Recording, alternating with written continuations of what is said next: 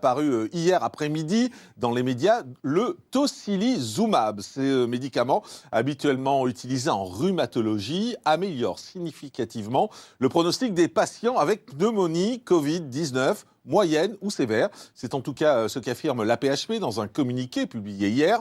Alors l'essai a été réalisé sur 129 patients hospitalisés avec une infection moyenne ou sévère au coronavirus. Parmi eux, 65 ont reçu un traitement habituel accompagné de tocilizumab et les 64 autres n'ont bénéficié que du traitement habituel et les résultats seraient très positifs.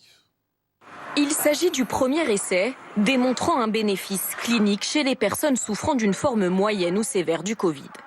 Il a été réalisé sur 129 personnes hospitalisées.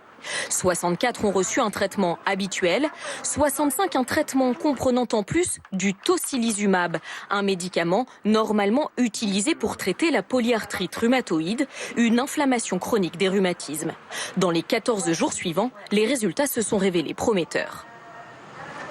Donc sur un critère qui est à la fois le passage en réanimation et la mortalité, il y aura un avantage significatif par rapport au comparatif qui est les soins classiques que l'on adresse à tous les patients indépendamment de tout autre traitement. Pour les médecins, le tocilizumab préviendrait ce qu'on appelle l'orage inflammatoire lié au Covid, cette brusque aggravation de l'état des patients à l'origine d'une détresse respiratoire aiguë. Le coronavirus, il va rentrer dans votre corps et votre système immunitaire, votre système de défense va mettre en branle un système inflammatoire. Et l'objectif de la molécule, c'est de bloquer l'inflammation et d'éviter qu'il y ait une cascade inflammatoire.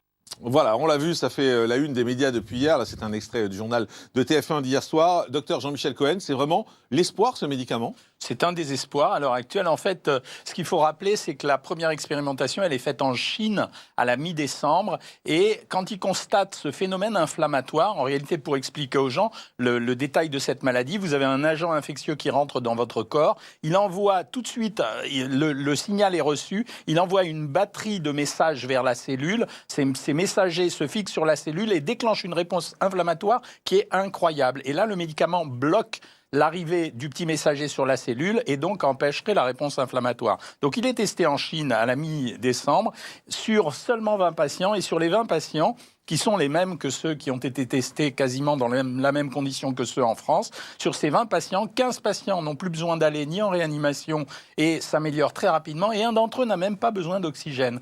C'est ce qu'on appelle un immunosuppresseur, c'est-à-dire qu'il empêche l'immunité de se développer. D'où l'idée, c'est un médicament qui a une dizaine d'années déjà, qu'on donne dans d'autres maladies, une particulièrement qui donne une réponse immunitaire, d'où l'idée de l'utiliser. Et apparemment, l'étude de l'assistance publique, de l'hôpital Foch notamment, montre que sur les 64 patients qui reçoivent le médicament, eh bien, la plus grande partie d'entre eux n'a plus besoin d'une forte oxygénothérapie, d'oxygène, et n'a pas besoin de passer en réanimation, et il y a beaucoup moins de décès dans ce groupe. Donc en conclusion, on a là le premier médicament qui démarrerait une efficacité. Mais mieux que ça va ouvrir le chemin beaucoup plus rapidement à une vaccination, dans la mesure où ce processus étant connu, on va travailler sur d'autres modèles de vaccination.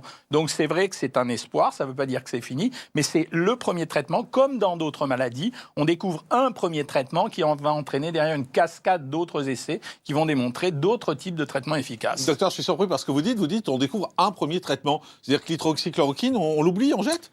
Aujourd'hui, l'hydroxychloroquine, il y a un large débat sur le fait que c'est vrai, Raoult a raison, l'hydroxychloroquine empêche le développement du virus.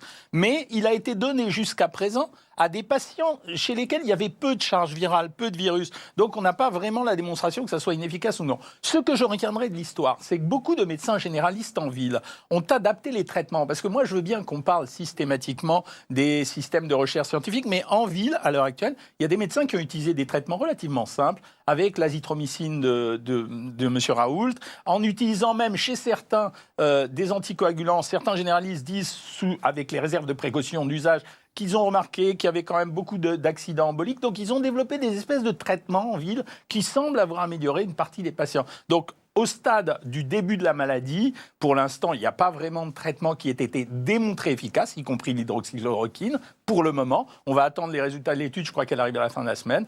Aujourd'hui, dans les formes sévères ou graves, c'est quand même ce qui nous intéresse, les formes sévères. Hein, entre nous, je veux dire, c'est vrai que le plus important, c'est de ne pas mourir en réanimation. Donc, dans cette forme-là, le tocilizumab semblerait fonctionner. Mais juste par rapport à ce médicament, quand Raoult est venu avec son hydroxychloroquine, on a entendu tout le monde dire « Ah oui, mais attention, il il faut que les résultats soient validés, il faut que ce soit publié, autrement ça ne vaut rien.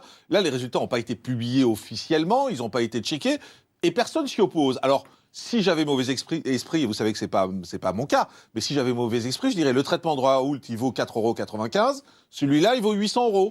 Alors les 800 €, ça vaut rien du tout en pratique par rapport à l'évitement de la réanimation. Tout le monde l'a expliqué, on l'a vu dans tous les journaux télévisés, une hospitalisation d'une vingtaine de jours, elle va coûter entre 50 et 100 000 €. Et si on donne le traitement une fois ou deux, ça va coûter entre 800 et 1600 € ou 900 et 1800 €. Donc vraiment, le prix du traitement, là, il est épiphénoménal. C'est pas un sujet. Pour l'histoire de Raoult, ce qui est contesté à Raoult, c'est la méthodologie de son étude. J'ai bien compris. C'est-à-dire, là, on a vraiment une étude avec deux groupes comparés. On a une relation de causalité qui est nette. Chez Raoult, on n'a pas cette étude de causalité, ce qui est reproché à Raoult.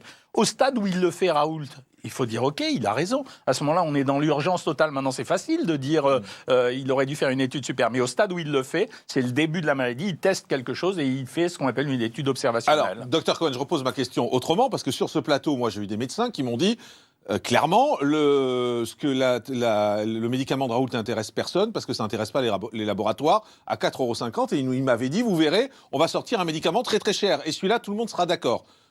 Force est de constater que celui-là, il vaut 800 €. Je comprends que c'est pas cher par rapport à de la réa. Mais est-ce qu'il n'y a pas, alors pour le poser encore plus clairement, est-ce qu'il n'y a pas du lobbying de laboratoire derrière en disant vaut mieux un médicament à 800 € qu'un médicament à 4,95 €? Là, en l'occurrence, les gens de l'hôpital Foch ont déclaré qu'ils n'avaient pas été subventionnés pour cette étude. Classiquement, quand une étude est faite, souvent le laboratoire intervient dans la mesure où il vient payer l'étude. Ça veut dire qu'il donne, par exemple, il dit je vous donne 500 € par expérimentation qui a été faite. Et donc l'étude est payée par le laboratoire. Là, ici, comme ce médicament était dans la pharmacie centrale des hôpitaux, ils ont dit on va faire l'étude nous-mêmes, et donc il n'y a pas eu d'intervention du laboratoire. Après, les théories conspirationnistes à propos de ces experts qui travaillent pour tel ou tel labo, c'est pas nouveau, hein, ça.